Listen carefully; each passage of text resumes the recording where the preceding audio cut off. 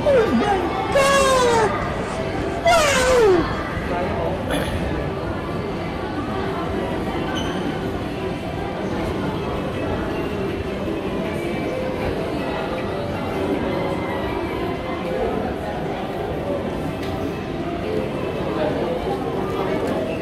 Ano palabas? Ay! Si Arjun. Topak.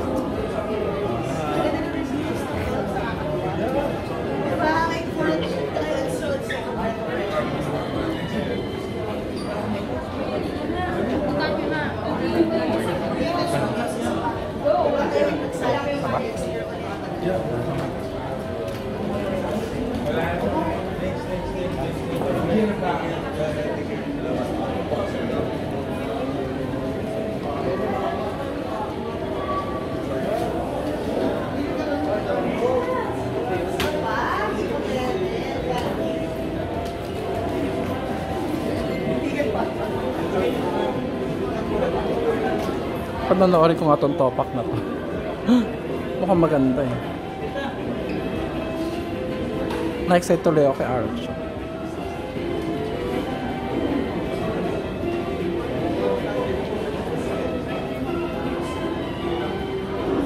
Panonoorin yung topak.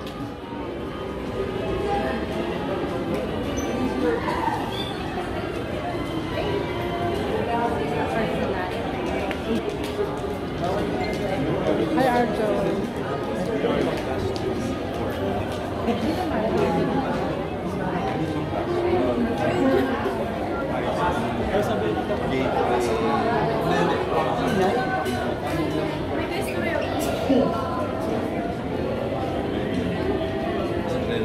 Parang di naman tayo. Parang after yung gate.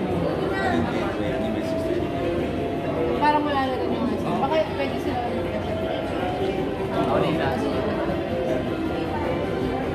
Hi Arjo. Can you say something about maybe to watch your movie? Ay, hello po.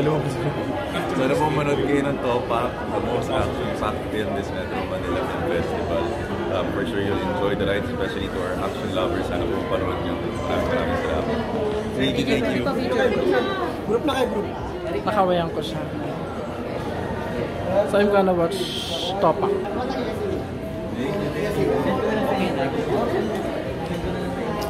Anong palabas dito? Topak lang. Ilang movie ba? Ilang movie ba dito?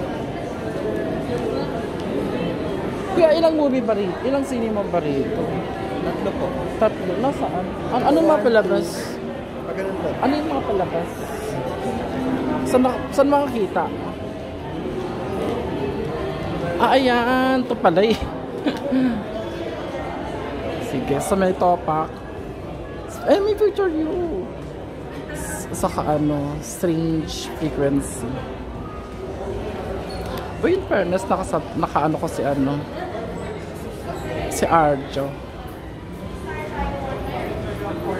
Hindi niya kasama si Ming.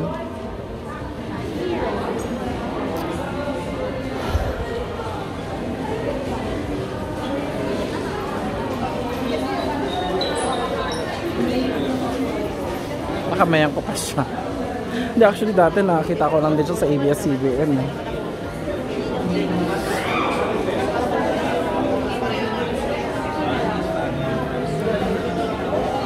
Bait niya, accommodating.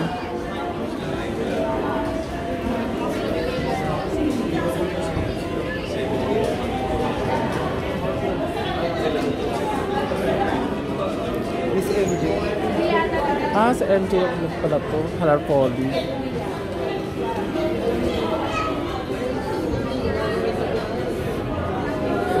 Ayan guys, watch nyo Topak.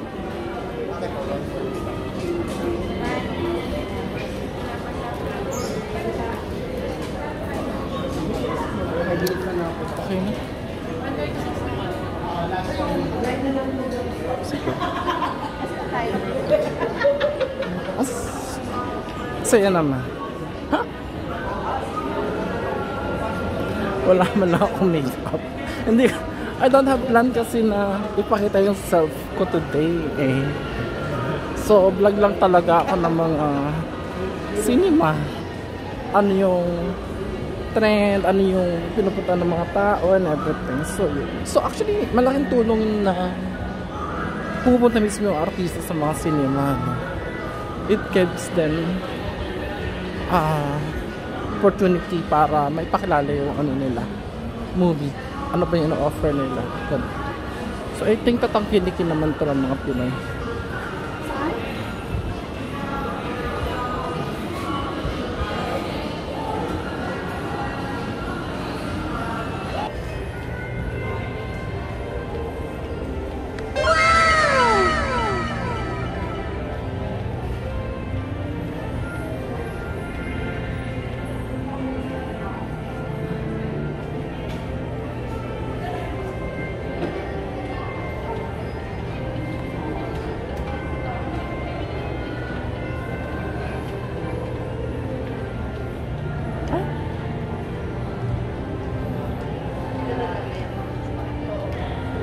Level 5.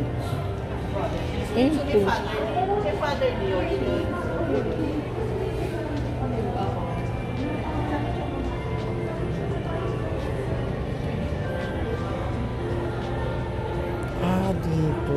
Stopin to. Okay. So, tsaan.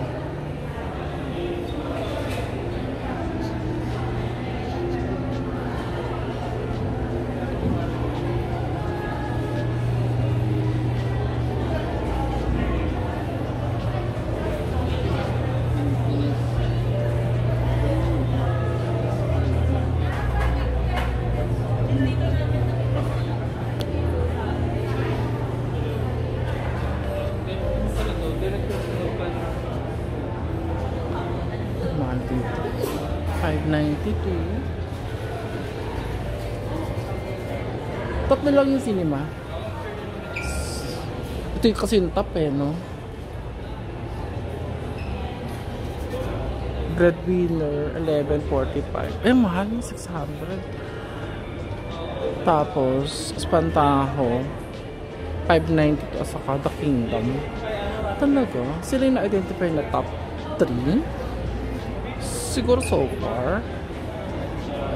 Hindi, magbabago pa yan. Pero, diba?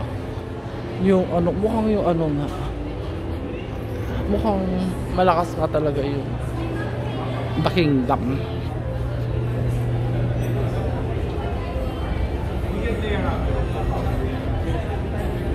Mahal din.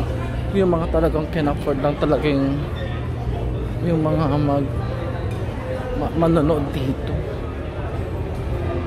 Kasi parang ano na siya.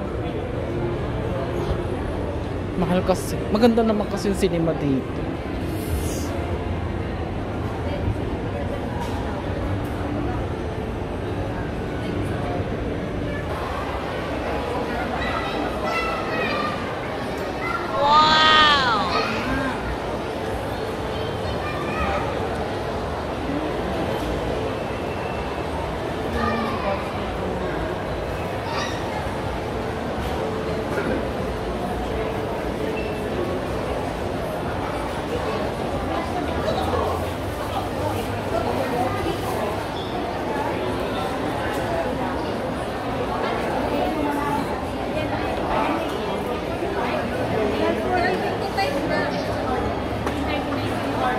So,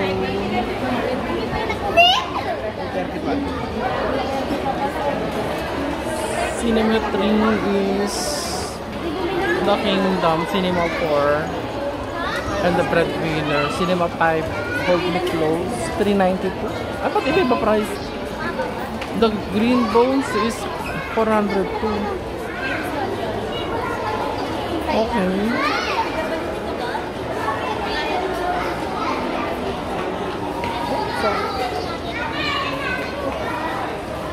Uy, may picture dyan, mahal. Romcom. Director's Club kasi siya. 592. Pearl. Siguro ano yan? Ano ba? Sige. Pag ano manonood ako talaga.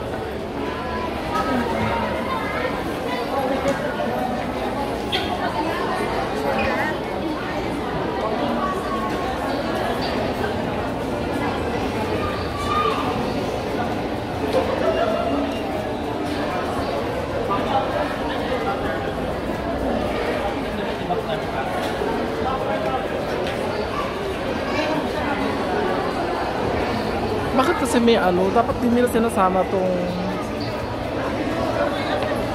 sa bagay, it's, ano, Christmas season din kasi pinapalabas yung mga ganyan. Ayan to, 392 ang uninvited at saka Espantajo.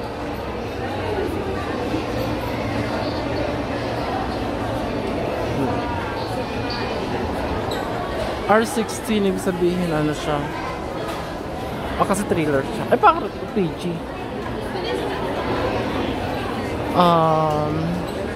Kingdom yun. Naano na natin yan. Na-vlog na natin. So, parang ano lang, 6. Kasi 6 lang dito. So, let's go doon sa ano. Sa kabila. May cinema pa sa kabila. So, this is SM Mega Mall. So, level 3.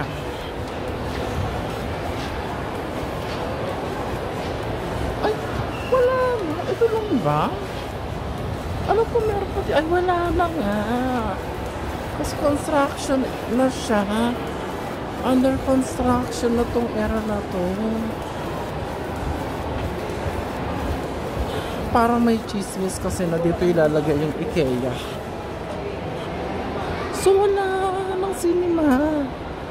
Ano kasi may ayun pa, meron pa to, no? Hindi pa nila tinatanggal ang cinema. Ay, tinanggal na nga. Wala na.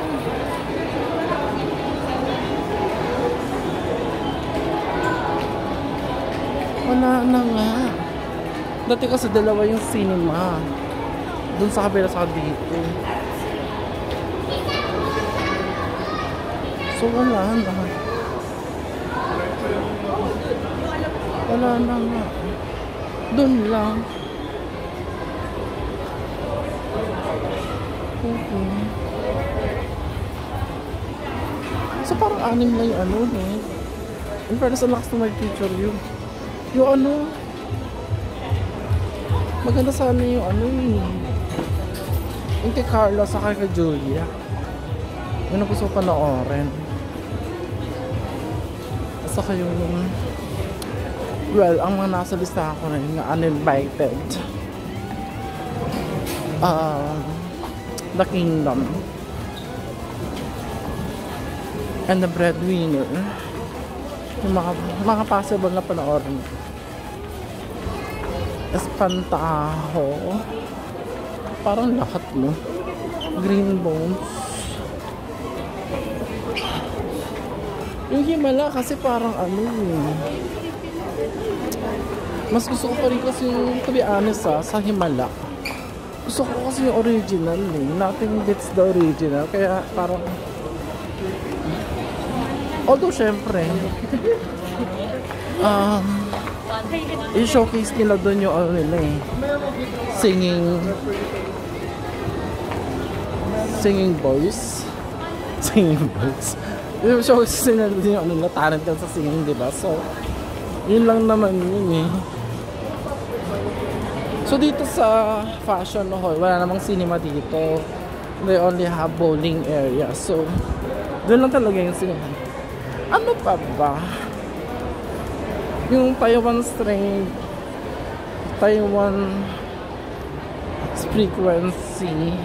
Frequency. Nagdalawang isip pa ako. Tapos ano pa ba? In fairness, may future view malakas siya sa Gen Z eh. Kasi syempre si Seth Federin yun. Malakas si Seth. Parang siya yung next Daniel Padilla kasi.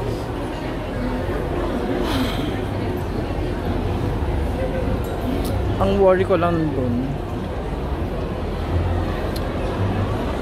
sana hindi maarte yung movie.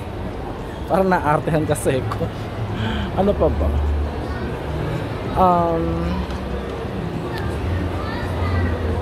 Honest opinion ko lang naman yun. Pero possible na hindi naman. Malay nyo maganda naman talaga yung may future. Ay, ganda na ito.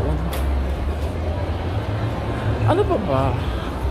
Ang gusto ko sa Espantajo, to be honest ha, si Miss Gloria Romero. Kasi di ba, nung 80s, ang gaganda ng mga movie niya. Yun. Tapos ano pa ba? Espantajo.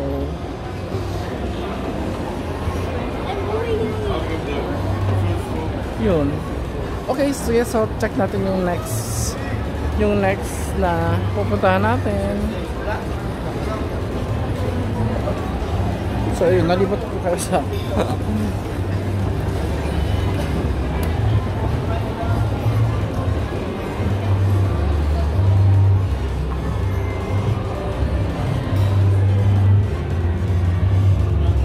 sa Korea.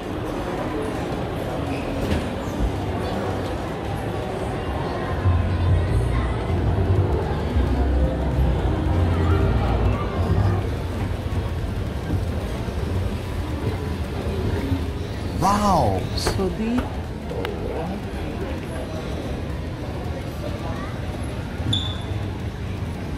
permit naman pala yung total.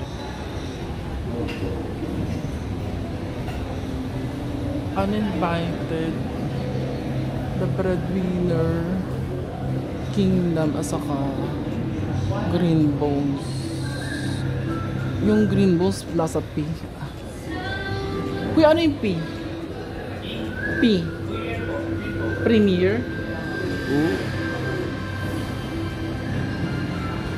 Mahal siya. 632. Tapos, Uninvited, The Breadwinner, sa Kingdom is 402. So, dito siya sa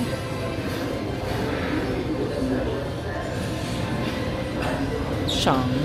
Parang maganda yung green bone mo. Shang.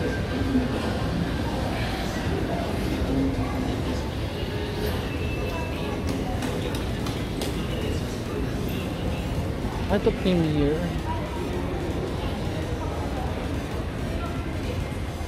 Ito yung premiere, guys.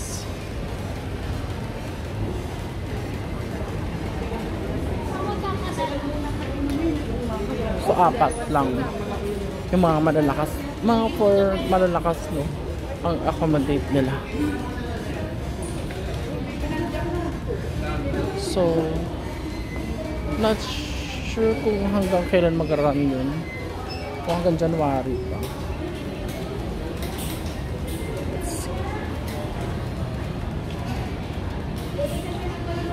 May out ba rito? Texas Red Carpet Cinema.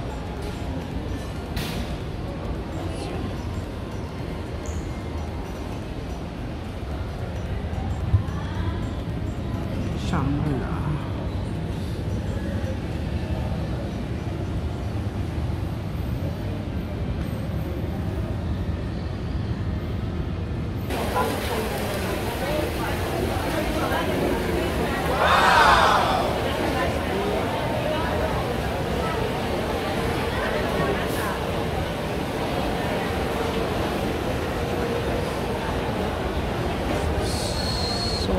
Parang ginagawa itong Glorieta.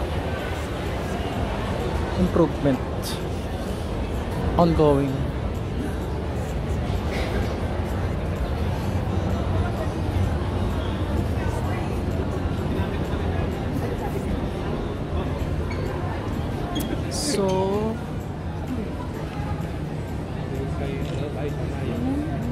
So we have Uninvited 450,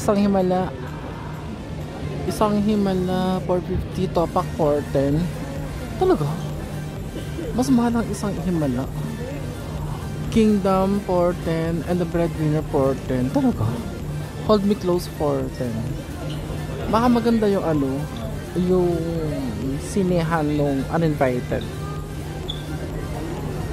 Kaya siya 410. So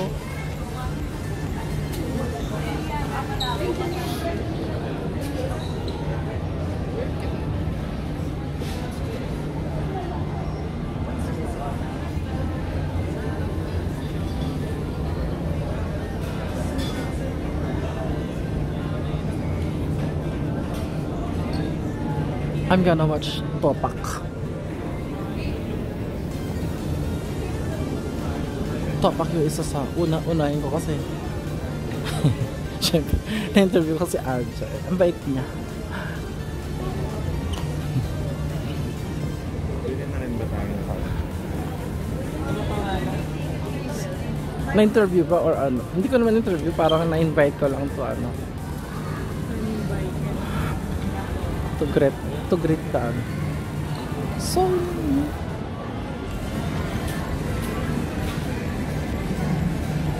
ito drama to pero may halong of course no. Bias ka din eh. Sa Eugene Domingo, mga comedian talaga.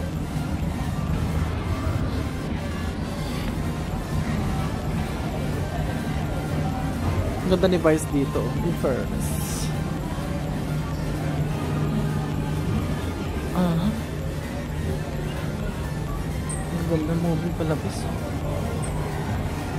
So, ito may ginagawang improvement dito. So, I'm gonna take you around yun lang.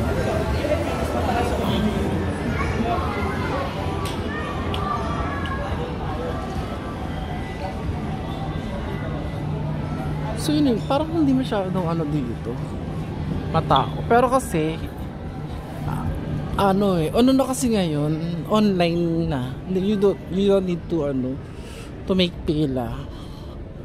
Kaya hindi masyadong visible yung mga tao. Siguro pupunta na lang sila dito kapag manonood na sila. Unlike before na pipila ka talaga. Yan. Dolby kasi siguro kaya special kasi yung sinihan kaya mahal yung Himalaya saka Uninvited ba yun? Gusto ko rin panood lang Uninvited so ito yung labas na Glorieta.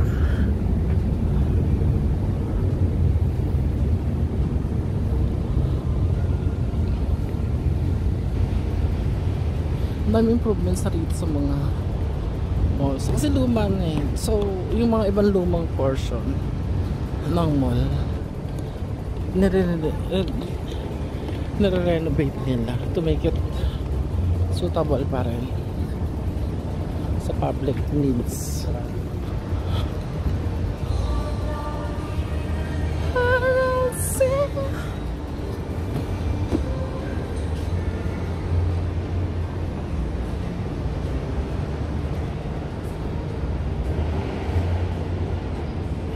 Shrimp pa.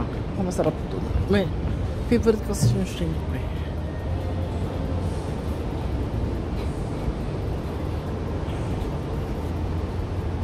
Holiday in Makati. Try ko nga rito check in. This one, ito is Glorieta pa rin ito eh. G2. Ay hindi. Not sure.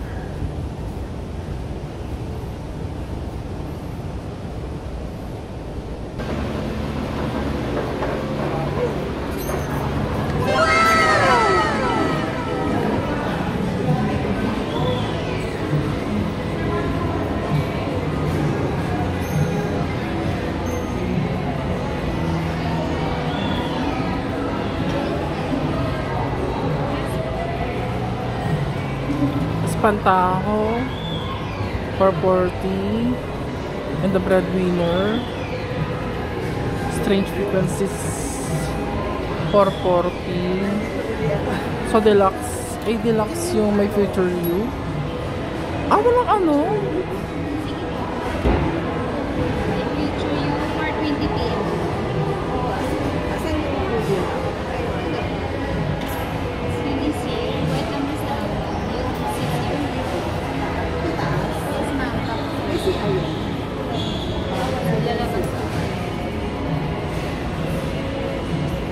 Minsan yung The Kingdom.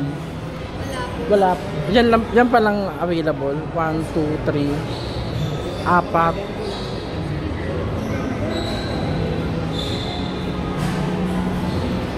lang.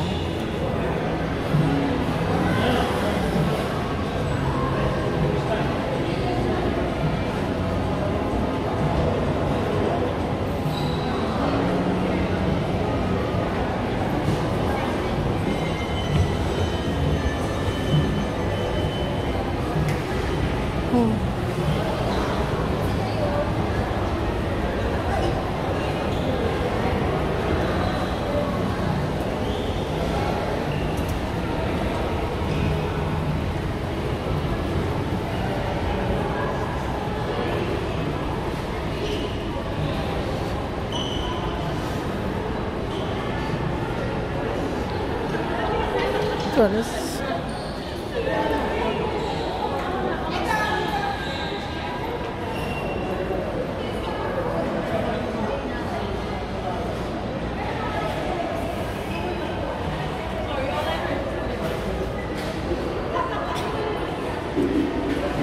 gwapo ni Enrique, oh.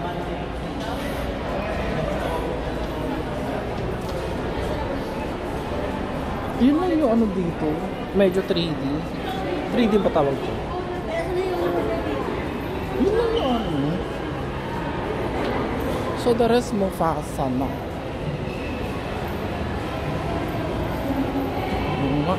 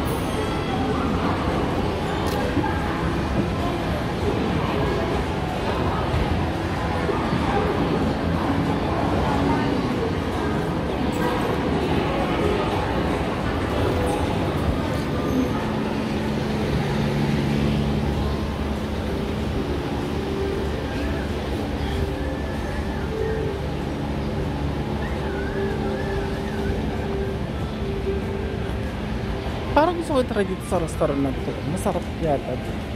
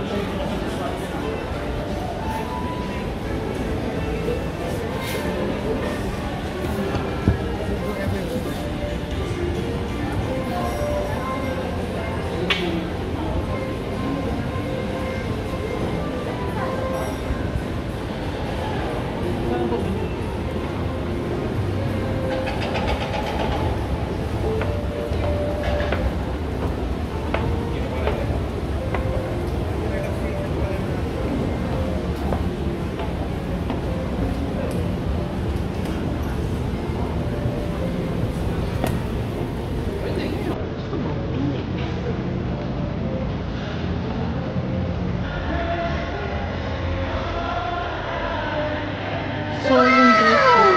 Pintuan to actually ng ano eh, sinihan eh. So, dito tayo sa Star Mall. Wala nang ano.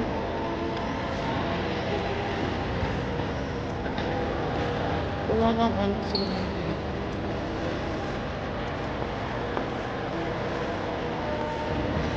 Wala na sinihan guys. So. Sarado na. Sarado na.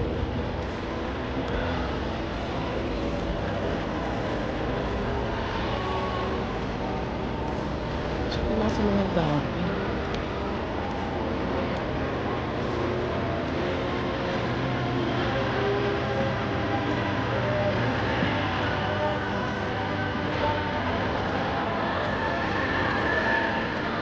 Ito sila ano. Wala na. Third floor.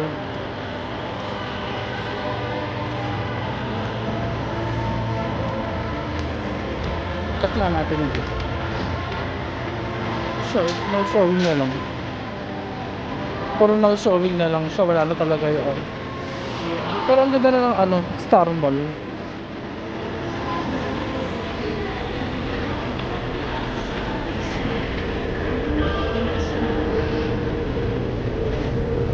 Malinis.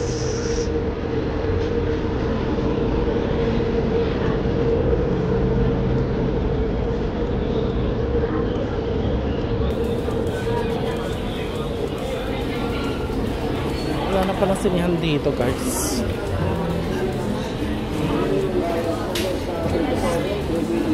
Parang daming ano, ang daming nawala.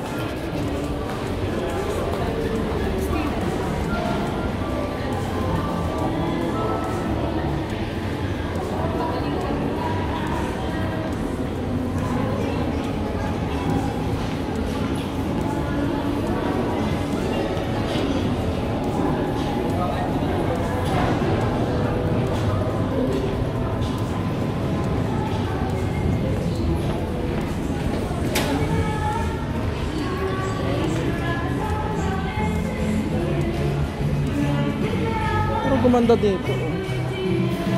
Pinaganda nila dito.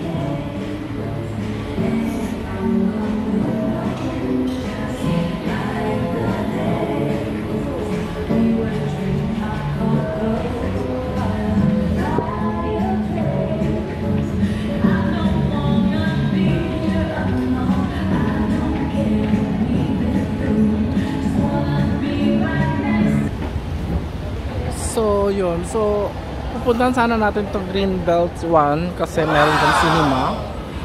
However, unfortunately, actually fortunately or unfortunately, very fortunate na nire-renovate pala siya. So unfortunately, wala na palang sinihan. Wala sinihan kasi nga nire-renovate siya. So the whole Greenbelt 1 is demolished. So itong katabi niya, Greenbelt 5. So anyway, galing naman tayo kanina sa Greenbelt 3. So okay na yon. And then Greenbelt 5 to. Itong katabi na niya dito is Greenbelt 1, which is walang sinihan dyan. So if you're planning to go sa Greenbelt 1, so siguro sa mga na-miss yung chance na magpunta sa Greenbelt 1, yun nga, wala nang Greenbelt 1 kasi nga under redevelopment siya. So nandito tayo sa, ito is Legazpi Street, and this one is ano to, Charter House Building, 7-Eleven. And this one is Greenbelt 1. Greenbelt 5. So Greenbelt 5 naman for 3 as 2 naman. Okay naman sila. So dito lang talaga Greenbelt 1 yun. So abangan natin to, no, na matapos. Mukhang maganda din to pag natapos. Kasi halos lahat naman ng Ayala malls improved naman talaga. Improved version siya eh. Actually nag-start siya dun sa may Trinoma eh. So ang Trinoma kasi very modern yung design and everything.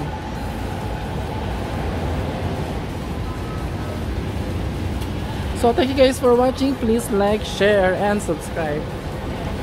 So comment kayo guys kung saan kayo nanonood ng MMFF entries. So supportahan natin ang pelikulang Pilipino para magyabong pa ang ating industriya. O diba, ang lalim ang magyabong. Pero actually ang ano ko dito, ang take ko dito, no, dapat sinusuportahan ng gobyerno kasi imagine ang mahal, to be honest, no. maging practical tayo, napakamahal talaga ng presyo ng movie. Like sa SM, ang SM kasi masa yan, di ba? It's known for masa, pero ang mahal. 390 yung pinakamababa o 385 yung pinakamababang